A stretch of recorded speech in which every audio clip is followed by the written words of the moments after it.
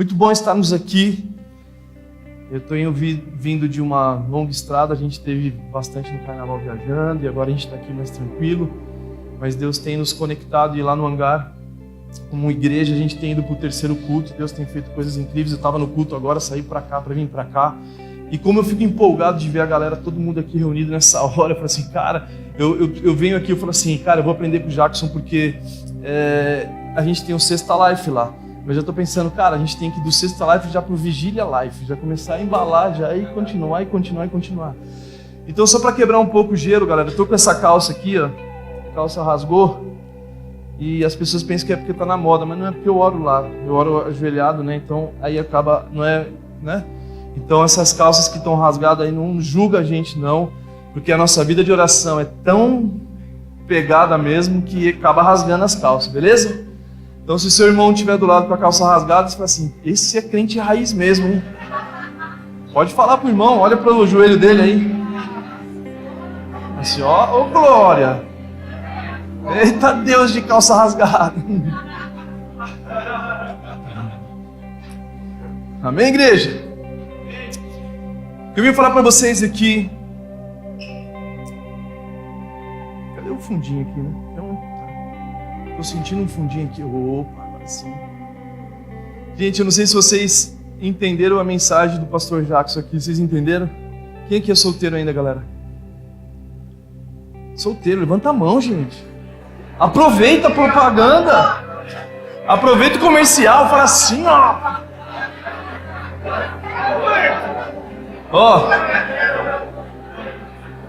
Tipo assim, é só a mão, viu, gente? Não é o pé, não é pra ficar em pé, não é pra dar glória, tipo assim. Eu não sei se vocês viram a dica dele, galera. Vocês viram o que ele falou aqui? A gente está divulgando uma conferência que vai ter por esses dias. Ele deu a dica que antes de ele chegar junto, ele investiu no cunhado. Aí vocês estavam aqui assim e nem entenderam a mensagem. Na hora, cara, se eu fosse solteiro, eu já ia procurar, né? Um cunhadinho do lado, a cunhada, assim, dar uma observada. Quem que é o seu irmão, né? Quem que é a sua irmã, tal? Eu tenho uma mensagem de Deus para a vida dela e dele, né? Tipo, ó, comprei o ingresso para você e a gente vai junto, né? E aí depois ia Deus, né? Ia voltar para casa, ia chegar, nossa, que incrível foi a conferência, ele é muito gente boa, tal. Enfim, então, igreja, presta atenção quando Deus está falando. E quando Deus não estiver falando, você pode... Enfim, brincadeiras à parte, né? Mas eu estou muito feliz porque eu estou casado há 17 anos com a mesma mulher, galera. Você acredita nisso? Sabe por quê? Porque eu não tinha videogame. E meus pais não tinham televisão, mas eu não tinha videogame, então eu casei muito cedo mesmo. Eu casei porque a Keila, minha esposa, ela me ganhou para Jesus e, cara, eu tentei tirar o valor dela e ela mostrou o meu valor. Aí eu falei assim, cara, eu quero casar com ela. E aí eu fiz de tudo. E ela era muito crente, assembleana, não tinha jeito, gente. Aí ela chegava assim, eu falava assim, não, que eu tô afim de você. Eu tava apaixonado, eu tava em outro lugar de outro mundo, eu vivia nos rolês, assim, eu não sabia nem como conversar, como chavecava um crente. Aí eu louco assim, tipo assim, já me entregando por inteiro, assim, ela falou, não, temos que orar para saber o que Deus tem. Aí eu falava assim, mas eu já orei. Se você não orou, tipo assim, né? E pior que aquilo, ela pediu 4 vezes, cara. Pediu 4 confirmações para Deus. Eu não pedi quase nenhuma. Eu só queria ela. Eu falei assim, gente, não acha. Não acha mulher com mais valor naquela época, aqui, 17 anos atrás, imagina hoje. Então quando a gente começa a observar o que Deus está fazendo, eu creio muito nos valores das mulheres para transformar a vida de homens, entende?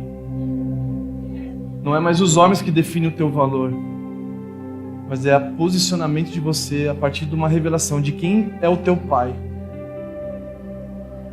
E aí você se comporta com a mentalidade do pai. E você consegue transformar qualquer mundo ao teu redor. Por isso que o Barack Obama, ele estava andando com a Michelle Obama, o presidente dos Estados Unidos, na Casa Branca. E quando eles estavam andando assim, a Michelle Obama falou assim, tá vendo o chefe de cozinha? Eu paquerava ele quando eu era adolescente e tal, e pá. Aí o Barack Obama falou assim, tá vendo? Era pra você estar lá na cozinha com ele. Aí ela falou assim, não. Era pra ele ser o presidente. Você tá doido?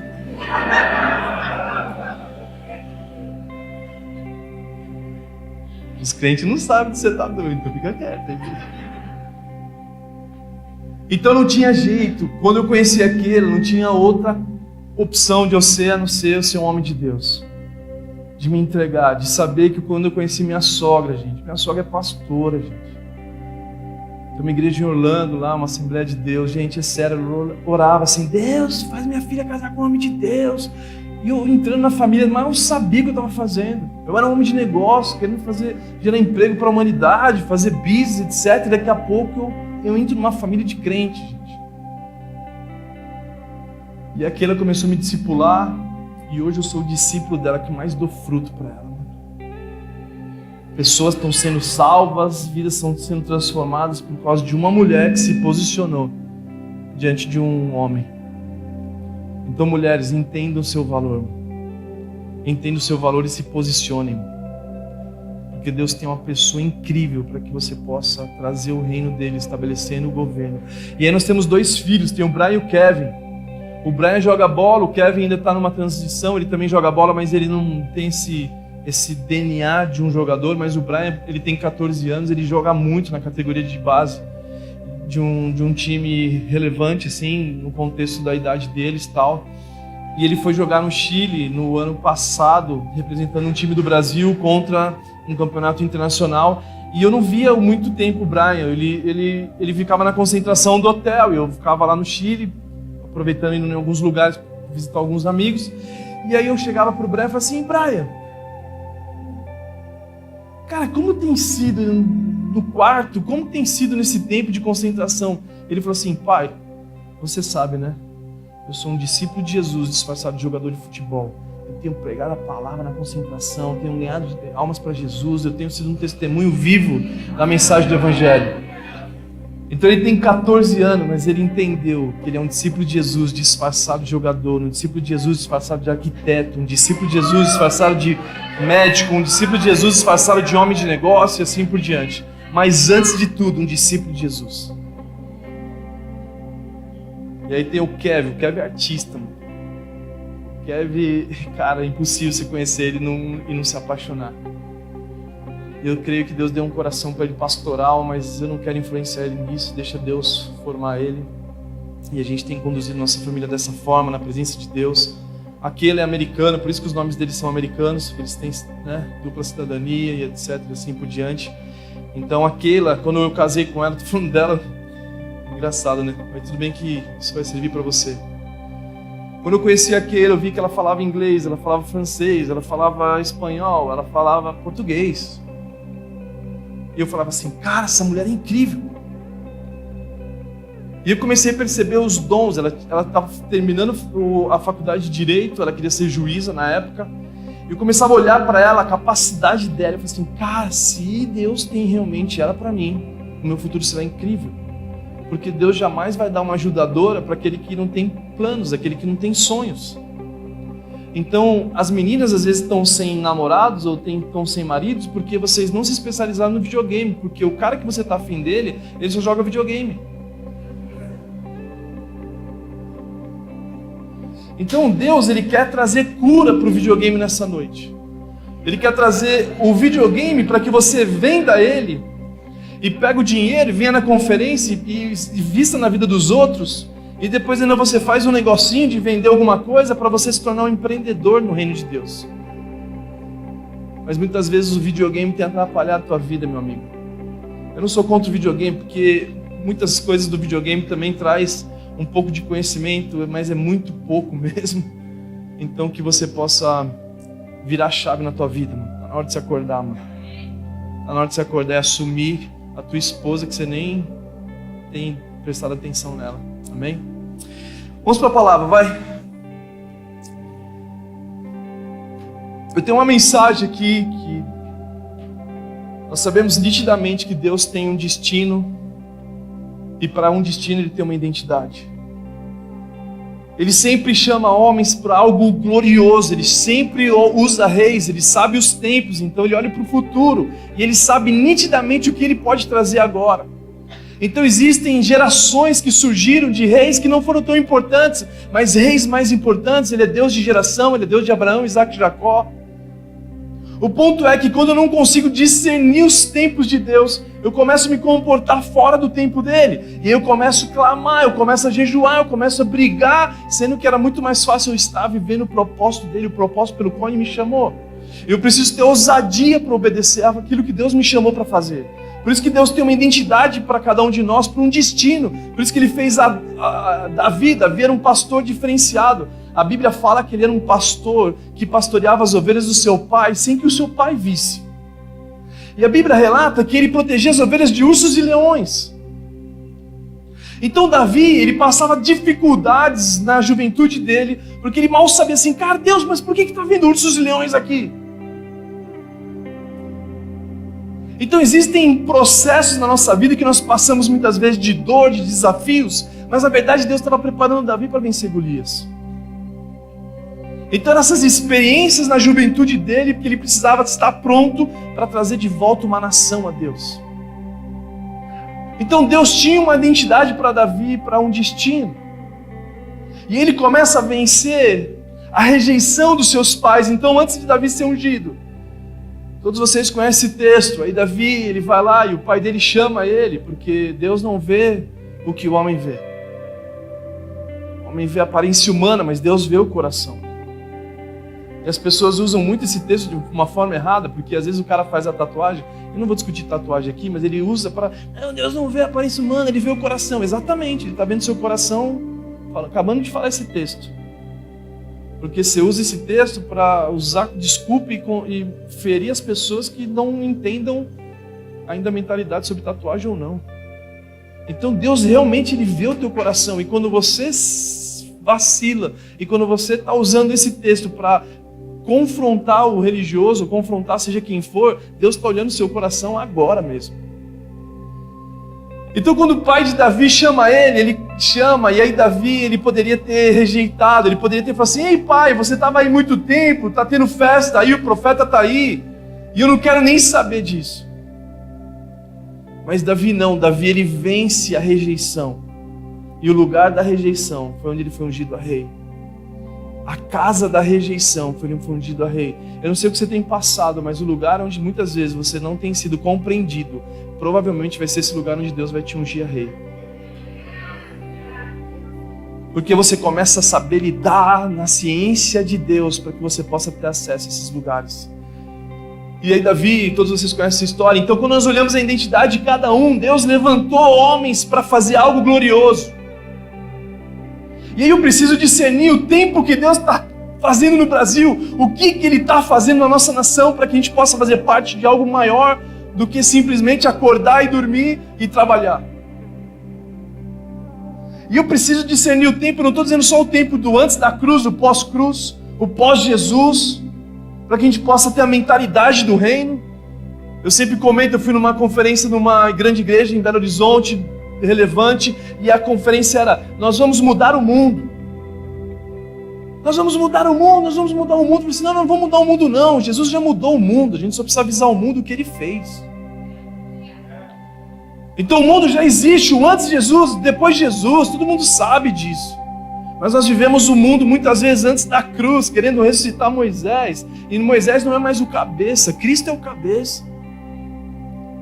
Então é sobre Cristo que foi feito todas as coisas. Ele já existia antes no Antigo Testamento, quando nós observamos o texto de Abraão oferecendo seu filho Isaac, que a Bíblia relata nitidamente, Jesus já estava no texto. Muitos jovens, eu não gosto de ler o Antigo Testamento porque eu gosto de ler o Novo por causa de Jesus. Não, mas Jesus já estava lá. A Bíblia relata que quando Abraão vai oferecer o seu filho Isaac, ele preparou o cordeiro, e quando ele preparou o cordeiro, a Bíblia fala que ele está preso. O cordeiro estava preso num arbusto de espinho, preso pelo chifre. Então ali já está mostrando que quem estava lá era o próprio Cristo, que Deus já tinha preparado antes da fundação do mundo todas as coisas. Então, quando nós olhamos para a palavra de Deus, a gente consegue ver Jesus até no Antigo Testamento. Ele já estava lá. Quando a gente começa a observar o texto que fala em Provérbios 8, que antes da fundação do mundo, ele já estava com Deus, que esse Provérbios 8 significa um provérbio messiânico, que aponta para Cristo, que fala que ele é o arquiteto, que ele é a sabedoria que clama pelos homens. Ei, homens, me procurem mais do que o ouro e do que a prata. Me desejam mais que o ouro e que a prata, que eu estou na bifurcação dos caminhos. Então todas as vezes que vocês precisarem de tomar uma decisão, eu estou lá. Então esse Provérbios, ele revela Cristo, que é uma sabedoria para arquitetar o futuro. O arquiteto é que constrói algo que não existe. Então, quando eu começo a entender o tempo que Deus pode fazer no Brasil, eu começo a me mover a partir de uma ótica do céu para a terra, não mais da terra para o céu. E muitas vezes a igreja ocupou os lugares, a igreja avançou em muitos lugares, mas não permaneceu o reino de Deus em muitos lugares. E por isso que eu sinto que a nossa geração, Deus tem levantado médicos, cientistas para trazer a cura do câncer e da AIDS na nossa geração. Deus tem levantado nutricionistas para saciar a fome da humanidade a partir de uma sabedoria e ciência de Deus para arquitetar o futuro, para combater as indústrias alimentícias a partir de um relacionamento de nutricionistas com a presença de Deus, para que eles possam ser um instrumento de Deus e saciar a fome de nações que não têm acesso a alimentos, mas que isso está disponível para nós. Então, se Deus te deu um desejo de você ser um nutricionista, um chefe de cozinha, sei lá, um gastronômico, etc., Deus pode te dar a sabedoria dele para trazer, sei lá, uma estrutura de pó, de pílulas para ir para a África, saciar a fome daquelas crianças que tanto sofrem. Deus pode te levantar como engenheiro florestal para cuidar e cultivar do solo de Deus, para valorizar muito mais as pessoas do que o ouro, como a gente tem visto nas notícias. Então, quando nós começamos a observar a palavra de Deus, eu preciso saber qual é o tempo de Deus no Brasil.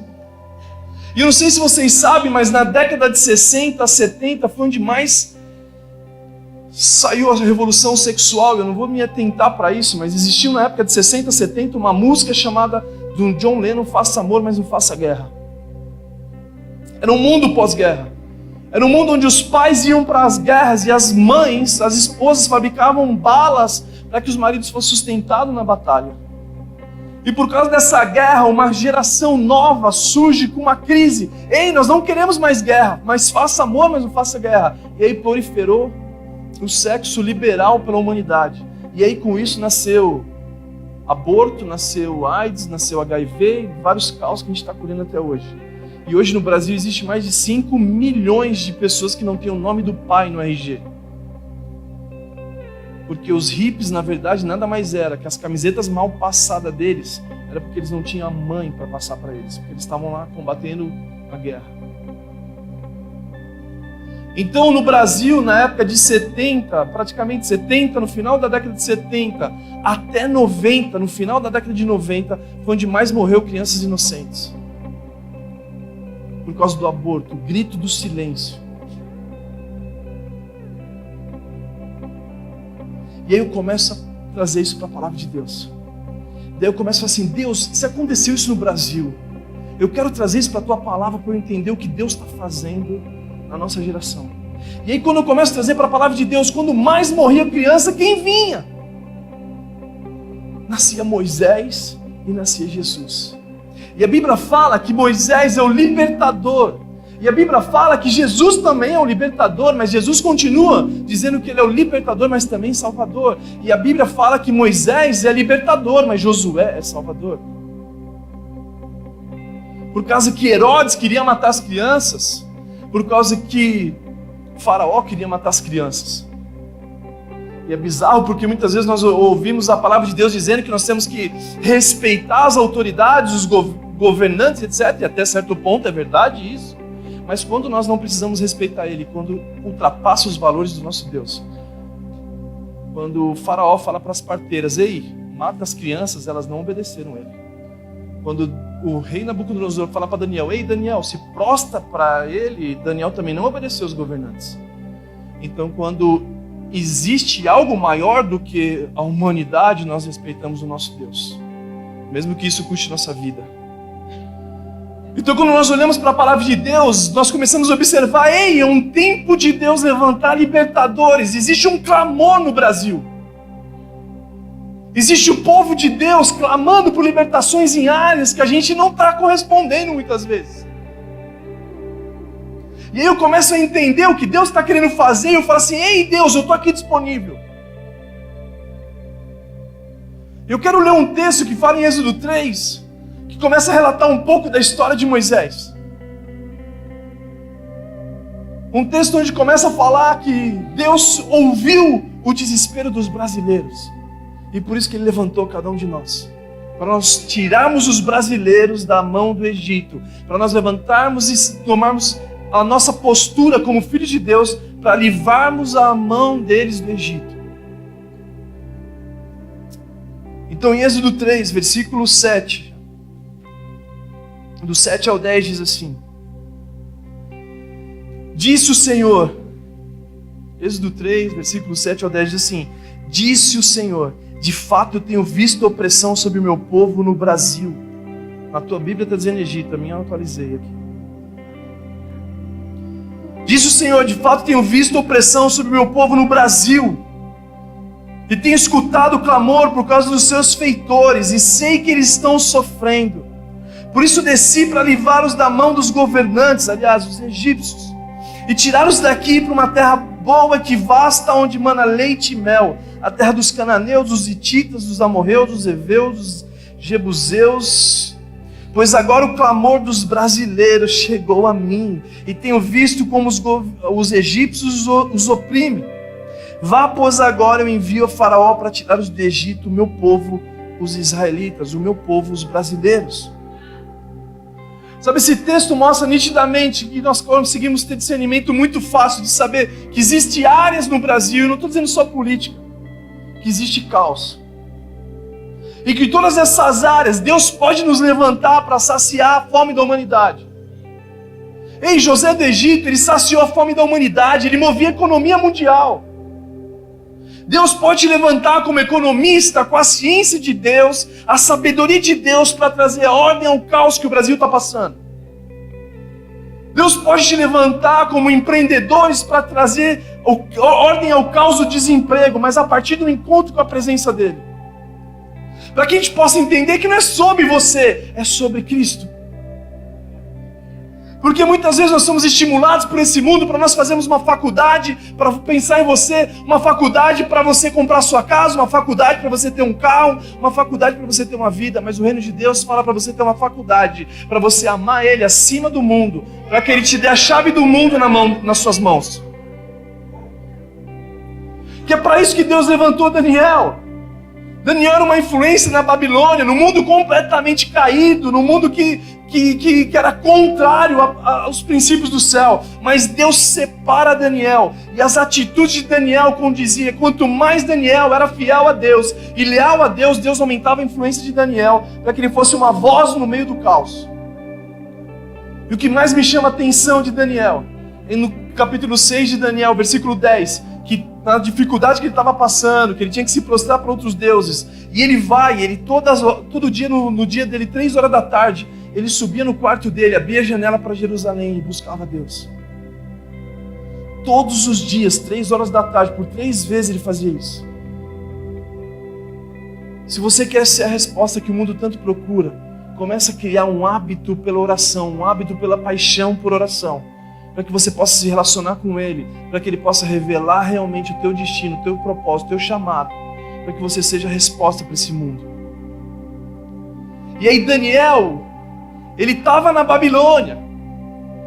Então quando eu olho esse texto, Daniel estava na Babilônia, mas o coração dele estava em Jerusalém. E muitos de nós queremos estar na Babilônia, queremos transformar, nós queremos fazer muitas coisas, mas o nosso coração muitas vezes também está lá. E eu vejo Deus levantando homens e mulheres que mesmo que vão estar na Babilônia, o coração dele está na casa de Deus, está na presença de Deus, nada nos tira da presença de Deus. Por isso que Jesus falou que nós somos o sal da terra, a luz desse mundo, que não se pode esconder uma cidade construída em cima da montanha. O sal da terra é para temperar, mas muitas vezes o sal perdeu o sabor. E sabe como o sal perde o sabor?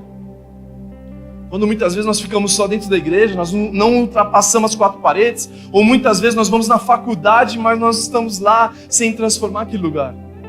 E hoje tem esse sal, eu amo churrasco, aí você vai me chamar para ir na tua casa lá comer churrasco, aí você compra aquele sal de ervas finas.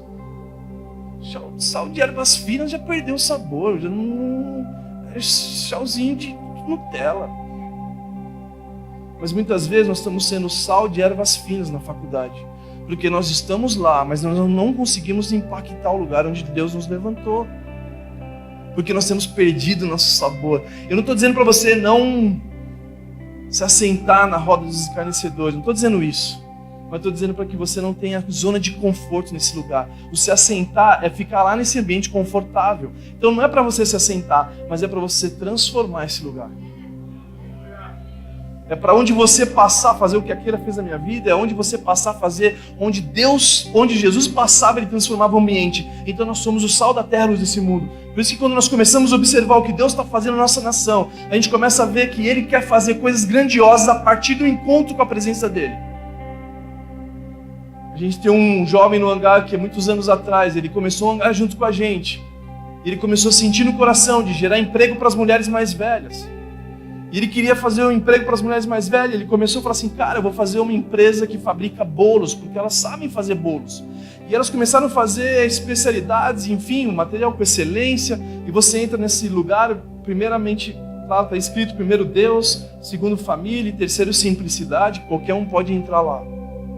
Essa casa do bolo se tornou em 4 anos a maior franquia de bolos do Brasil. Sabe por quê? Porque nunca foi sobre dinheiro. Foi sobre solucionar um problema de caos para as mulheres mais velhas que não tinham mais emprego. Sabe, já não é mais agora sobre você receber recurso para você ter uma casa linda, porque Deus vai te dar essa casa linda. Mas quando você busca em primeiro lugar o seu reino, a sua justiça, todas as demais coisas são acrescentadas. Sabe quando você começa a entender que agora você morreu junto com Ele? E você começa a entender que a sua vida é dele, ele faz o que ele quiser. Então se você é um empreendedor aqui, se você já é um empresário, que você pega o CNPJ da tua empresa e faça esse CNPJ aceitar Jesus. Você pega o seu CNPJ assim, aceita Jesus, escreve meu nome no livro da vida, e não sei o que lá, você pega uma bacia d'água, batiza o CNPJ, ressuscita com Jesus aqui, essa empresa é tua, vai estar molhado, põe no sol, seca, já está tudo novinho. O problema é quando você continua vivendo uma vida de mediocridade, que você está pensando em você, eu tenho que fazer isso, não é sobre isso não. Por isso que Deus não deu sabedoria para Salomão, Deus deu sabedoria para o povo a partir de Salomão. A Bíblia fala em 1 Reis 3 que Salomão amava o Senhor. E esse amor que ele tinha por Deus gerou temor. E o temor a Deus era o princípio de sabedoria, não de ter medo de Deus, mas de ter amor por Ele. Então Deus deu sabedoria para Salomão, porque ele falou assim, Deus, eu preciso de discernimento para compreender o teu coração, porque o teu povo é muito numeroso. E Deus se empolgou com a oração dele, porque não era para ele. Por isso que Tiago fala aí, vocês estão orando e não estão recebendo, porque estão pedindo para os seus próprios interesses. Então a Bíblia fala que Moisés, ele era um menino diferenciado, ele era extraordinário, ele possuía a sabedoria do Egito. E engraçado porque o cara que Moisés ia libertar o povo da escravidão, o cara que abusava do povo de Deus, Deus coloca Moisés na casa dele.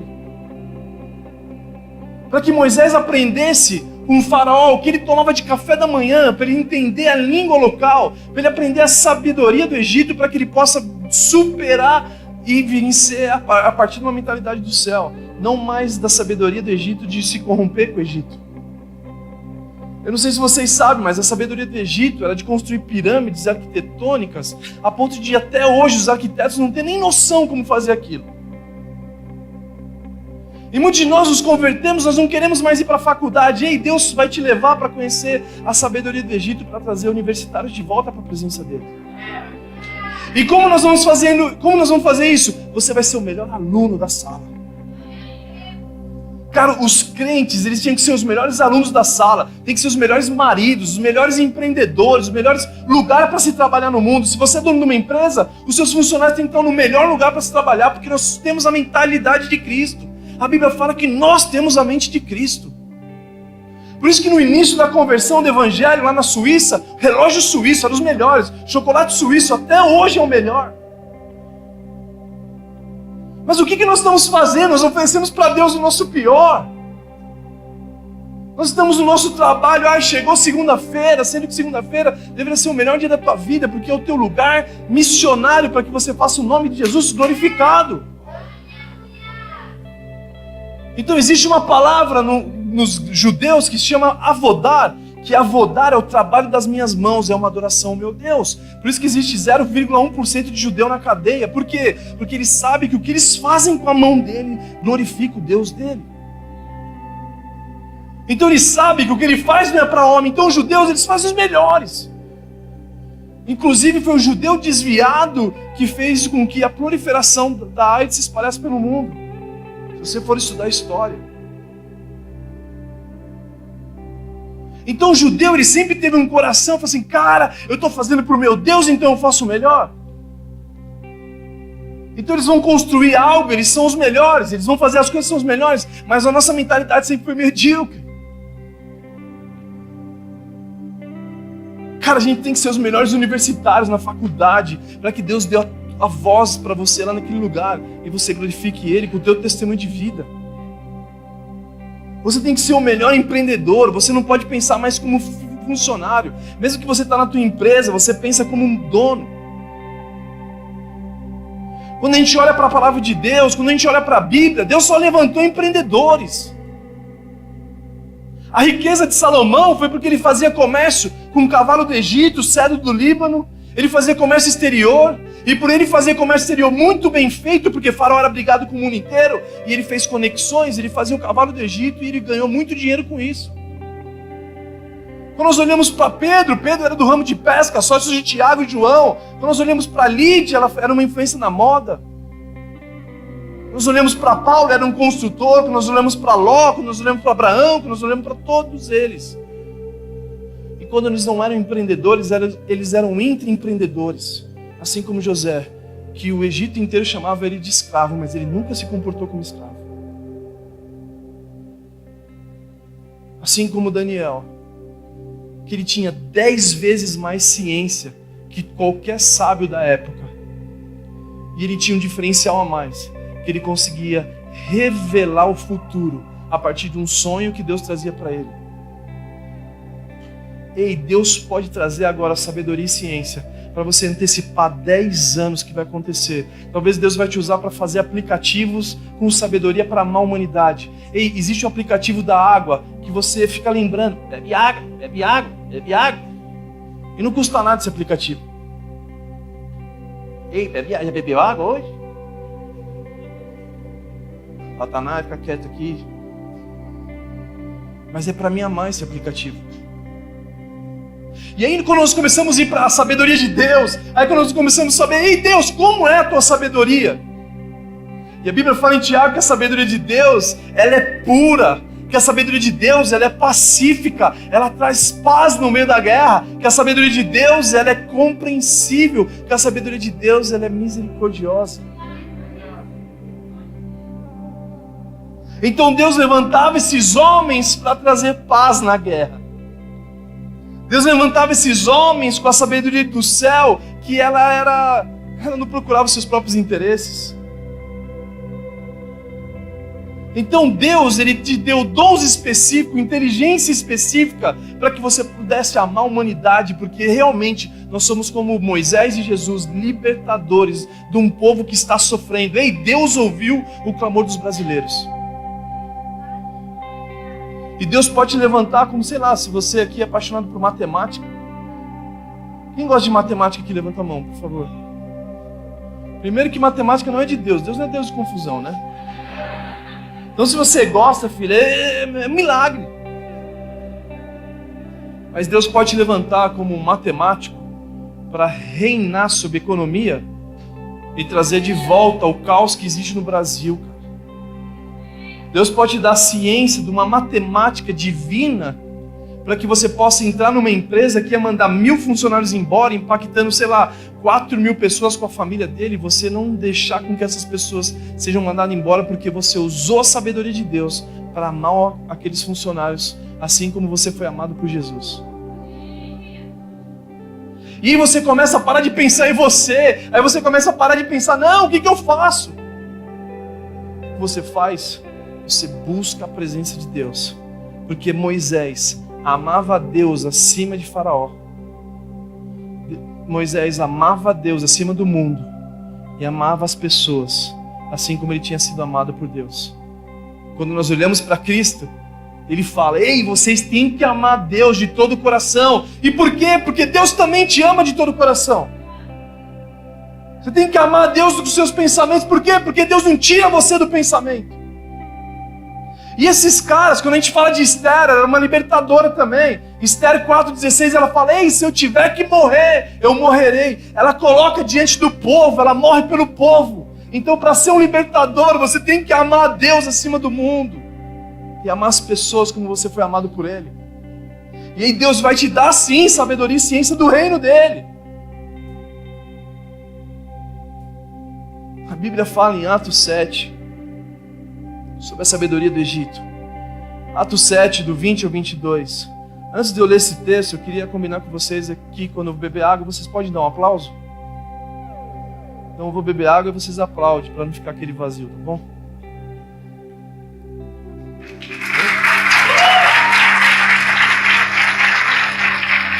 Uau! Água gloriosa, né, gente? Atos 7, 20 ao 22 diz assim: naquele tempo nasceu Moisés, que era um menino extraordinário, e por 3 meses foi criado na casa de seu pai. Mas quando foi abandonado, a filha de Faraó tomou e criou como seu próprio filho. E Moisés foi educado com toda a sabedoria do Egito, e foi ser poderoso em palavras e obras. E Deus usa a sabedoria do Egito para a glória dele. Quando você vê a sabedoria do Egito, ela é diferente dos gregos. Os gregos ficavam idolatrando o saber. O saber, olha o humano, olha os homens. E ficavam assim, filosofando. Sócrates, todos eles. Platão, amor platônico. Era de filosofar. O amor platônico era bizarro, porque você queria um emprego, você era doente. Eu quero emprego, eu quero emprego, eu quero emprego. Aí quando você tinha emprego, você já queria as férias. Esse é o amor platônico, é o amor eros. Você queria os seus interesses. Então é filosofia os gregos, mas aí vem a sabedoria do Egito, era na prática. Então os egípcios, eles sabiam que se tinha, 27 côvados. Ele sabia, no Rio Nilo, ele sabia que no ano que vem ia ter inundação e todo mundo ia morrer. Mas se tivesse 24 côvados, eles iam ter abundância no outro ano. E se tivesse 17 côvados da marca no Rio Nilo, eles saberiam que eles iam passar fome. Os egípcios, eles fizeram a irrigação, o sistema irrigatório do Rio Nilo, para comer fruta em qualquer época do ano. Primeiro sistema irrigatório eles fizeram. Construíram pirâmides, construíram grandes coisas. Então Deus, Ele usa a ciência assim do Egito para que a gente possa ter a chave e acesso ao faraó. Só que Moisés, a Bíblia fala aqui em Hebreus 11, a galeria dos heróis da fé, que ele via aquele que era invisível, que ele buscava a presença de Deus, que quando o povo virou as costas para Deus, ele largava tudo para estar no monte Horebe, o monte da presença de Deus, e ele fez isso, ele começou a entender, Moisés começou a ser formado por Deus. Quando ele foge do templo, ele mata o soldado, ele vai para Midian com o seu sogro, e a Bíblia fala em Êxodo 3, Êxodo 3, versículo acho que 1.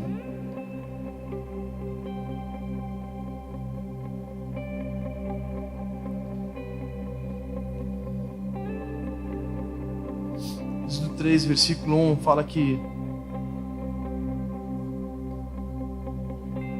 Moisés pastoreava o rebanho de seu sogro Jetro, que era sacerdote em Midian. Um dia levou o rebanho para o outro lado do deserto e chegou a Horebe, o monte de Deus. Então Moisés, assim como Davi, pastoreava o rebanho do sogro, o rebanho do pai. Moisés começou a ser formado por Deus. Ei, pega as ovelhas do teu sogro, leva, atravessa o Egito, leva para o monte da minha presença, no Monte Horebe. Moisés começou a entender que a vida era sobre pessoas. Moisés começou a entender que a sabedoria de Deus não dava para usar só para ele tinha que usar para as pessoas. Que a vida não era sobre nós, a vida é sobre a humanidade que está clamando: ei Deus! Em Romanos 8, 19 e 18 fala assim, que a criação aguarda com dores de parto. Onde estão os filhos de Deus? Onde estão os filhos de Deus? E Deus está nos falando, onde estão os filhos de Deus? Então Deus pode nos levantar como divisor de águas entre colégio, universidade, o Brasil e o mundo. Mas como? A partir de uma presença dele, o Monte Horebe, o meu lugar secreto, e onde eu estou em secreto, ele começa a revelar os segredos que estão guardados no coração dele, para que eu possa trazer solução para a humanidade. Eu começo a entender que a minha profissão é um discípulo de Jesus, disfarçado de matemática, um discípulo de Jesus disfarçado de enfermeiro, um discípulo de Jesus disfarçado de um arquiteto, um discípulo de Jesus que vai usar arquitetura para trazer a beleza, que vai trazer a cura da depressão para as pessoas que entrarem na igreja, que entrarem em qualquer outro lugar. Agora, se você é um arquiteto e você quer ser famoso, você nunca vai ser. Se você é um arquiteto que você quer realmente fazer parte de grandes construções, comece na tua igreja local. Comece a falar: pastor, eu quero fazer um projeto aqui que tenha baixíssimo custo, porque eu sei as limitações da igreja, mas eu quero trazer excelência e beleza para que as pessoas entrem aqui e sejam transformadas a ponto da essência do céu, porque revela a beleza. E as pessoas que vão entrar nesses lugares vão ser curados da tristeza, da depressão, porque agora existe um lugar que tem alegria a partir de decorações. Porque agora nós entendemos que o avodar é uma adoração a Deus, então o que eu estou fazendo promove o nome do meu Deus. E aí Deus vai começar a te dar ciência em alguns lugares específicos para isso. Por isso que a gente tem que trazer de volta a humanidade a Deus, porque o desejo de Deus é trazer as nações de volta. Então Deus pode levantar novas literaturas, novos escritores que vão trazer as pessoas a partir da presença de Deus no livro de volta para a presença dele. A gente tem no hangar uma menina que entrou, que ela é escritora, e ela entrou no meio desses Harry Potter da vida. Olha que loucura. Ela fez desses livros meio macabros, assim, sabe? Falando de Jesus nesses livros. E não é editora gospel, não.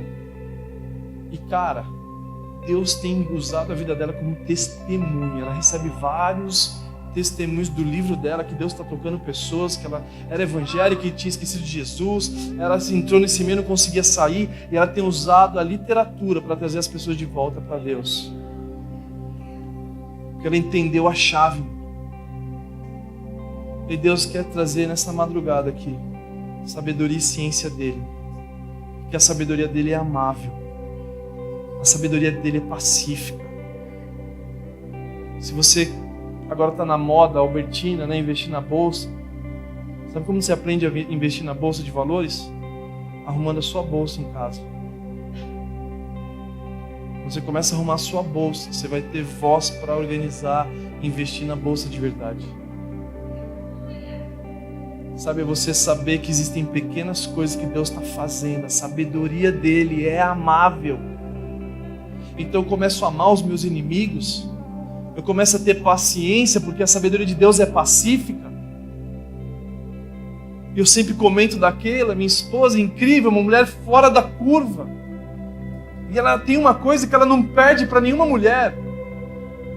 Ela ganha de todas as mulheres, sabe qual que é? Que ela acende a luz de casa e esquece de apagar. E ela vai acendendo a luz da cozinha, a luz do quarto, a luz do banheiro, e não consegue andar nas trevas, e vai apagando, vai acendendo, e fica tudo aceso. Eu poderia usar isso para falar para ela: eu não aguento mais, a conta de luz vem cara, olha, você não sei o que lá, você esquece as crianças na escola, você esquece não sei o que lá, e eu poderia fazer um monte de coisa com ela. Mas aí eu começo a entender o que Jesus fez por mim na cruz. eu começo a ver o privilégio que eu tenho de apagar a luz por ela, para lembrar daquilo que Jesus fez por mim também. Então eu começo a falar assim, ei, a sabedoria de Deus é amável, né? A sabedoria de Deus é pacífica. Tudo bem, meu amor, eu estou aqui por você. Obrigado que você me deu uma esposa, que agora eu tenho uma função a mais na minha vida, que é apagar a luz por ela. Mas a gente poderia fazer um inferno. Uma vez eu estava no carro, falando com ela, no WhatsApp, e o Espírito Santo falou assim, quando eu mandei uma mensagem para ela assim, amor, eu te amo muito. E se você não tem a sua esposa, você tem sua mãe, você pode fazer isso com ela. Aí o Espírito Santo falou assim, ei, quando você fala que você a ama, você está falando que me ama também, porque eu te dei ela. Quando você cuida bem dela, você está cuidando bem de quem te deu ela. Então, aí, maridos, comece a tratar muito bem a sua esposa, porque Deus que te deu ela como esposa. E você precisa controlar suas emoções. Você precisa ter inteligência emocional, porque a inteligência emocional vem antes da fé, sabia? A inteligência emocional, você saber ter domínio próprio, você saber ser amável, que é o fruto do Espírito, vem antes da fé, porque a Bíblia fala, ei, se você discutiu com a tua esposa, nem adianta orar, mano. Se você fica brigando com a tua esposa, ei, nem vamos conversar porque eu não estou afim de conversar com você, porque você primeiro precisa saber ter inteligência emocional, ter domínio próprio nessa mente sua, ter amabilidade, mansidão e várias outras coisas de Gálatas, do fruto do Espírito, para depois você começar a conversar comigo. Então quando a sabedoria de Deus é amável, ela é pura, ela é pacífica, aí eu começo a me render a Ele, e eu começo a conseguir ser amável, porque agora Cristo em mim é a esperança da glória. Porque eu já não vivo mais eu consigo amar a minha mãe, eu consigo amar o meu pai, eu consigo amar aquele que me perseguia, eu consigo gerar produtos e a partir de uma mentalidade do céu para amar aqueles que me perseguem.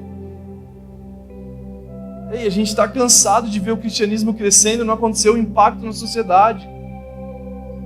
A gente vê a diferença de Tomé, que Tomé não acreditava, as pessoas pensam que Tomé não tinha fé, mas na verdade Tomé não conseguia ver Jesus nos discípulos. Quando Jesus ressuscitou, Tomé volta para os discípulos e não via a referência de dizer, ei, Tomé voltou para falar com os discípulos, ei, Tomé, Jesus ressuscitou. Tomé falou assim, não ressuscitou nada não. Porque vocês voltaram, perderam a identidade de vocês. Vocês estão discutindo quem vai ser o primeiro. Vocês estão discutindo aqui quem tem mais seguidor no Instagram. E Jesus falou que não era para ter seguidores, era para fazer discípulos. Então muitas vezes o Brasil olha para nós e não consegue ver Jesus em nós. Porque nós não somos o quê? Nós não somos amáveis, nós não somos pacíficos, nós não somos compreensíveis. Aí por que nossos pais não estão mais na igreja? Por que nossos irmãos não vêm mais aqui? Porque nós somos prontos e peritos em julgados. A maior crise da nossa geração é que muitas vezes os filhos não conseguem ver Jesus nos pais. Eu nunca me esqueço, o Brian e o Kevin sempre conta essa história. O Brian e o Kevin estavam jogando bola perto do condomínio de casa. E eles estavam jogando bola em frente ao salão de festa, o vidro do salão de festa. Aí eu cheguei pro Brian e pro Kevin e falei assim, Brian e Kevin, não jogarás bola perto do condomínio de casa, porque quebrarás os vidros e serás castigado uma semana e serás amaldiçoado e vai ficar ajoelhado no milho, e esse é o mandamento para que te vá bem. E depois de 1 hora praticamente, eles quebram o vidro, entram para dentro de casa correndo em desespero. Ai, pai, eu quebrei o vidro, entrou pra dentro, fechou a porta com tudo, aí daqui a pouco toca a campainha, quando eu vou abrir era o inimigo, era o síndico, querendo cobrar. Não é o inimigo, né, mas os meus filhos fizeram, né, então o inimigo vem, um saláriozinho. Falei, como faz pra gente pagar? Não, a gente faz os orçamentos de aí desconto do condomínio, eu falei, então tudo bem. Só que quando eu entro dentro de casa, eu vejo o Brian e o Kevin, ele contando as moedinhas do cofrinho deles, mano, aquilo cortou meu coração. Eles contando a moedinha assim, chorando, quebrando e tal. Eu falei, o que vocês estão fazendo? A gente está contando, a gente vai pagar, papai, o que a gente fez. Aí eu falei assim, filhos, se vocês tivessem 3 vezes mais do que vocês têm aí, vocês não tinham o suficiente para pagar. Aí eles choravam mais, né? Aí eu falei, mas eu tenho uma boa notícia, o papai já pagou para vocês, assim como Jesus também já pagou para o papai. Entende? Aí você ensina a criança o caminho que ela deve andar. Cara, que incrível. Aí você começa a estabelecer o céu na tua casa. Aí você começa a ser uma influência. E aí você começa a gerar negócio para a humanidade. Porque agora você começa a dar emprego para cego, para cadeirante. Porque Deus te levantou não para dinheiro, mas para trazer redenção à humanidade. Aí se você dá emprego para pessoas acima de 50 anos. Ei, se você perdeu seu emprego esses dias, sabe o que Deus está querendo fazer? Quer te fazer um empreendedor, cara. Eu perdi o emprego, vou arrumar outro. Não, Deus não tem isso só para você. Ele quer te levar ao nível. Mas agora começa a amar a presença dele para que ele traga soluções, para que você impacte a sociedade. Aí você vai começar a dar emprego para ex-detento, para homens que não tinham valor nenhum, mulheres que não tinham valor nenhum, porque agora é o reino de Deus chegando na nossa nação. Se você começa a dar dignidade, porque onde Jesus chegava ele fazia isso, a sociedade com Jesus é essa. Quando você entrega o seu CNPJ, quando você entrega a sua vida para Deus, ele vai fazer o que ele quer. E a vontade dele é boa, perfeita e agradável. Então Deus vai te levantar para trazer a solução para o Brasil, porque Deus não vê a hora disso acontecer. Ele ouviu o clamor dos brasileiros. Ele ouviu o clamor dos brasileiros. Ele está levantando homens e mulheres para transformar a nossa nação, a partir da sabedoria dele, que é superior à das universidades, que é superior à do Egito, que é superior dos gregos. Por isso que eu creio no avivamento a partir da literatura. Eu creio num avivamento sustentável a partir de livros que nós lemos. Mas não é mais só os livros que tem aí nas lojas, é a partir da Bíblia também. Por isso que nós compramos Bíblias de estudo, a gente mergulha, a gente se derrama. Ei Deus, o que o Senhor quer fazer na nossa nação? O que o Senhor quer fazer no meu bairro? E na Bíblia está explicando todas as coisas. Lá você vai ver como Salomão ficou próspero. Porque ele consagrava tudo ao Senhor. E está na hora de nós virarmos uma chave, de nós jovens, pararmos de abusar dos nossos pais e começar a investir nos nossos pais. Está na hora de a gente parar de tratar Deus como um garçom, que ele traz a pizza, a gente dá 10% para ele. Porque o dízimo é mediocridade. Você tem que entregar 100%, porque ele não se entregou 10%, ele se entregou por inteiro. E aí você começa a falar assim: ei Deus, o que nós vamos fazer esse mês? Aí maridos, presta atenção, o que você investe na sua esposa, quando você leva ela para, sei lá, passear, quando você fala para ela, de repente no meu caso, eu dou o melhor carro para minha esposa, ela não gosta de carro, aí eu vou compro o carro que eu queria para ela. Eu fui piloto de moto de velocidade, então eu compro um carro turbo, um carro não sei o que lá, seguro. Ela fala: mãe, isso não é muita coisa para mim. Eu falo: mas amor, é a minha forma de te amar, eu queria ter esse carro. Aí eu começo a entender que quando eu invisto na minha esposa, Deus vira uma chave, porque a sabedoria desse mundo é egoísta, só pensa em você, mas a sabedoria desse mundo não. E aí eu começo a entender que a partir da minha esposa, Deus pode prosperar as minhas finanças. A partir dos meus filhos, Deus pode prosperar as minhas finanças. A partir da igreja local também, Deus pode prosperar as minhas finanças. Então não é só 10% que eu entrego a Ele, eu entrego tudo que eu tenho. Porque na época de Moisés, nós éramos dizimistas. Na época de Jesus, nós somos egoístas.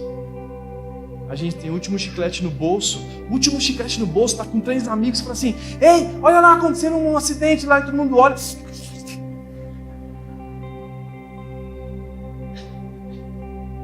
Aí tá mastigando o chiclete assim, cai a cara e você fala: a cara, e agora? A gente não consegue compartilhar. Ei, Deus quer elevar o nível da nossa mentalidade sobre a economia do céu, para a gente trazer o impacto na economia da terra. Que no mínimo, mano, no mínimo, é você ser fiel a Deus nos dízimos. No mínimo. Mas que Deus, Ele quer reinar acima disso em você. Para que você não trate Ele mais como um garçom. Ei Deus, tá aqui os 10%. Fez um bom trabalho. Não. Agora nós entregamos tudo que nós temos a Ele para que Ele faça a vontade dEle. Deus, o que o Senhor quer fazer esse mês? Deus, o que o Senhor quer fazer? Pai, eu quero falar com o pastor para saber qual é o investimento que ele vai fazer para que Deus me dê sabedoria para que eu possa ser um investidor nesse negócio.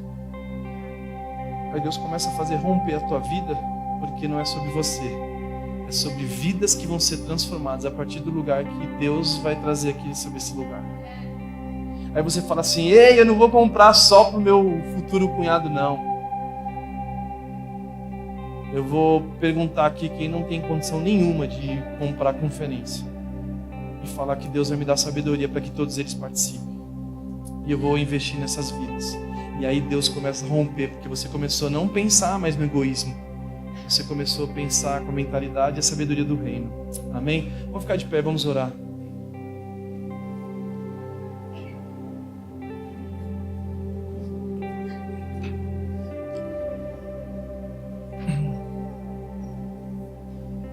Êxodo 3, 7 ao 10 diz assim: disse o Senhor, de fato tenho visto opressão sobre o meu povo no Brasil. Eu tenho escutado o seu clamor e por causa dos seus feitores sei quanto eles estão sofrendo. Por isso desci para livrá-los da mão dos egípcios e tirá-los daqui para uma terra boa e vasta, onde mana leite e mel. A terra dos heveus, dos cananeus, dos hititas, dos amorreus, dos ferezeus, dos heveus e dos jebuseus. Pois agora o meu clamor, o clamor dos brasileiros, chegou a mim e tenho visto como o Egito tem os oprimido. Vá agora, pois, eu envio a vocês diante de Faraó para tirá-los do Egito, o meu povo, os brasileiros. Amém, igreja? Sabe, eu quero encorajar vocês, a vocês terem uma vida com Deus. Que vocês saiam daqui desse lugar apaixonados por oração, apaixonados por Bíblia e apaixonados por falar com Jesus. Porque existem tesouros, a Bíblia fala em Colossenses, existem tesouros escondidos em Cristo. A Bíblia fala que tudo foi feito por Ele e para Ele. A Bíblia fala em João 1,3 que nada do que existe teria sido feito se não fosse Cristo. Então tudo foi feito por Ele. Então eu me aproximo de Cristo para que eu tenha a mente dEle, para que eu pense como Ele, e Ele começa a me dar sabedoria e ciência do coração dEle para que eu possa trazer soluções para a humanidade. Para que eu possa fazer aplicativo a partir de tecnologia, para que o meu comércio local, para que eu tenha o desejo, eu tenho o desejo de ter, o meu empreendedorismo em franquias espalhado pelo shopping e eu vou começar na igreja. Então, pastor, eu quero ser voluntário na igreja, na lojinha. Ah, mas a lojinha não dá muito movimento, não sei o que lá. Não, mas eu vou aprender da lojinha e espalhar a lojinha pelo mundo inteiro. E aí você começa a se conectar. E aí você começa a entender que sempre foi sobre pessoas. Sempre foi sobre o mundo, sempre foi sobre a humanidade, e que vocês possam ser a resposta que o mundo tanto procura. Amém, igreja? Feche seus olhos. Jesus, nós estamos aqui, Pai, querendo saber, Pai, aquilo que você tem para fazer no Brasil. Pai, nós sabemos que existem coisas que os brasileiros estão sofrendo, Pai, e nós queremos nos posicionar como Moisés se posicionou, como Esther se posicionou, como homens e mulheres, como Paulo se posicionou, como Pedro se posicionou, como Ruth, como Esther. Então, Pai, nós queremos nos entregar nessa noite para Ti, Pai. Nós queremos nos entregar nessa madrugada para que o Senhor faça o Teu querer. Faça o Teu querer, Pai. Tira a mentalidade contrária ao do Teu reino para que a gente possa estabelecer isso sobre a nação brasileira. Levanta os novos economistas que vão impactar as finanças do Brasil. Levanta arquitetos, levanta engenheiros. Levanta pessoas que vão ser engenheiros florestais, engenheiros mecatrônicos. Que vão trazer praticidade para o nosso país. Vai, levanta investidores que vão investir no Teu reino, mas também que vão saber lidar com o dinheiro brasileiro para que eles possam realmente fazer como José fez, impactou a economia mundial. Levanta nutricionistas que vão saciar a fome do mundo, assim como José fez. Mas, Pai, nós oramos para que o Senhor possa trazer agora uma sabedoria que antecipe o futuro, Pai. Assim como José em sonho recebeu o futuro, assim como Noé recebeu o futuro que não ia acontecer, não era sobre a chuva, não era sobre dilúvio, era sobre obediência, Pai. Nós queremos jovens obedientes, leais à Tua presença, leais à Tua palavra, que obedecem assim como Daniel obedecia, Pai. A ponto de não se corromper com a comida do rei, a ponto de não se prostrar para o cardápio do rei. E assim como esses homens que eram nobres, que eram íntegros, eles recebiam sonhos do futuro, Pai, Que o Senhor possa levantar homens e mulheres nesse lugar para receber sonhos de antecipar 10 anos, 15 anos, 20 anos. Mas não para o nosso nome, sim para o nome que está acima de todo nome. Aleluia! Para que quando as pessoas se aproximam de nós, possam ver Cristo em nós. Assim como Paulo falava, eu trago no meu corpo as marcas de Cristo, que o Brasil possa olhar para nós e ver Cristo em nós.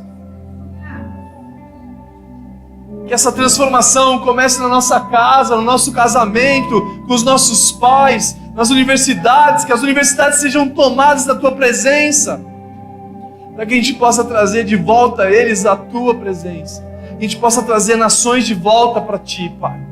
Que a gente possa trazer a partir da nossa profissão, a partir da nossa sabedoria que o Senhor nos deu, a partir de dons específicos, Pai, que a gente possa trazer o mundo inteiro de volta à Tua presença, que a gente possa trazer eles de volta daquilo que o inimigo fez, Pai.